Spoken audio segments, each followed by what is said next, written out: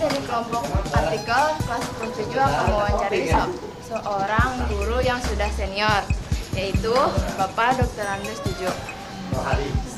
Kita akan mewawancarai tentang peraturan UN dari tahun ke tahun. Di antaranya ini ada beberapa pertanyaan. Yang pertama, apa tanggapan Bapak selaku guru di sini tentang peraturan ujian nasional tahun ini? Peraturan ujian nasional tahun ini. Ya. Ya, mengenai peraturan UN yang tahun ini yang terakhir, ya, semakin banyak peraturan.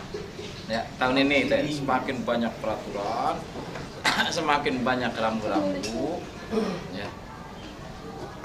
Tapi pelaksanaannya juga semakin harus lebih bagus. Nah, ya.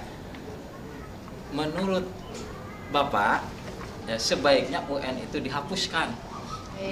Setuju. Ya, diganti dengan Eptanas seperti kurikulum yang lalu. Ya, karena Eptanas sudah ternyata dan terlihat hasilnya. Iya, Eptanas itu, ya, tidak dikejar-kejar waktu, tidak dikejar-kejar nilai, standar nilai harus 4,5 ekonomi lulus, tidak, berapa aja, ya, semuanya yang penting lulus dan harus berprestasi di tingkat mahasiswa, ya.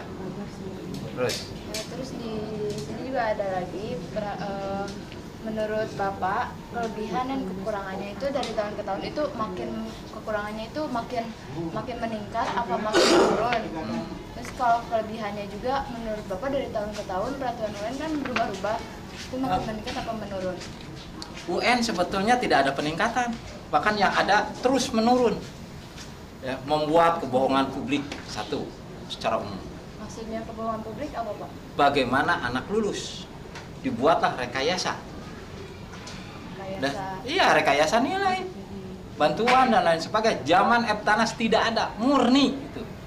Tapi jelas anak bisa lulus semua. Yang salah siapa? Yang salah pemerintah. Iya, kok seharusnya justru pemerintah yang harus membawa perbaikan institusi pendidikan. Saya selaku guru tidak punya kebijakan apa-apa, orang kecil. Ya, ngekor saja ke sini, ngekor pemerintah.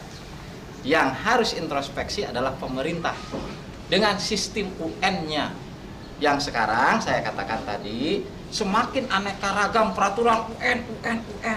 Ya, tambahan pelajaran. Ya, tapi tidak membawa semakin bagus dunia pendidikan di Indonesia, bahkan semakin hancur menurut saya. Dari tahun siswa yang lulus dari SMA.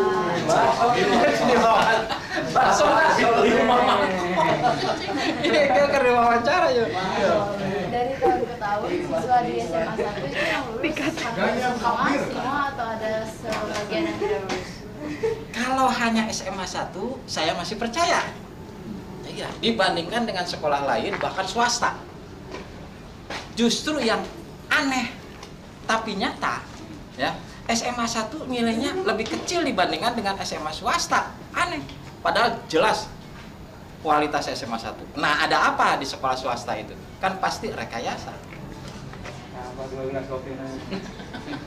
Iya, bagaimana? Ya jelas SMA swasta kan, ya artinya bahan bakunya juga sisa dari SMA negeri yang sekolah di swasta kan. Tapi nilai-nilainya jadi lebih bagus dari SMA 1. Nah, inilah salah satu rusaknya UN. Terus yang terakhir, kritik dan saran Bapak untuk pemerintah atau untuk pelaksanaan ujian nasional tahun ini bagaimana? Menurut saya, ya, UN kalau mau dipertahankan silahkan terus. Dengan syarat disederhanakan teknis pelaksanaan dan aturan kelulusan siswa. Karena ini Indonesia luas dari Sabang sampai Merauke. Iya, luas. Indonesia itu dari Sabang sampai Merauke, berbeda suku bangsa, berbeda kultur budaya, berbeda sarana prasarana, kok harus disamakan? Gak bisa. Iya. Kalau pemerintah mau memunculkan kualitas pendidikan di Indonesia, cari aja yang bagus-bagus. Nih, Indonesia. Iya. Jangan menjadi repot sendiri di dalam negara Indonesia yang begitu luas panjang dari Sabang sampai Merauke, 33 provinsi. Bayangkan harus sama, nggak mungkin bisa disamakan. Nggak mungkin. Siapa yang bisa menyamakan coba? Hebat. Nggak mungkin. Kerawang saja dengan Jakarta udah lain. Contoh, jangankan yang kampung-kampungnya Pedas, Batu Jaya, SMA apa? Dengan SMA 1 aja Al Azhar, udah beda kan? 60 kilo radiusnya, Sabang sampai Merauke berapa ribu kilo radiusnya? Nggak mungkin harus sama. Menurut saya loh, guru yang bodoh, maaf. Menurut saya, iya, kayak kan itu kurang lebih pendapat saya. Jadi kalau mau UN tetap dipertahankan silahkan, tapi sederhanakanlah. Ya, jangan membuat hal-hal yang jelimet, akhirnya rekayasa dan kebohongan publik semakin jelas. Guru Nurdin Khalid Ya. dari Takbir. Ya, udah ya.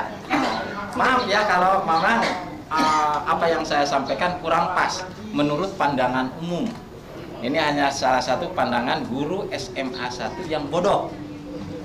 Iya. Ya. Sip. Ya, Terima kasih. sekian wawancara saya dengan Bapak Dr. Andes Jujo. Terima kasih. Iya.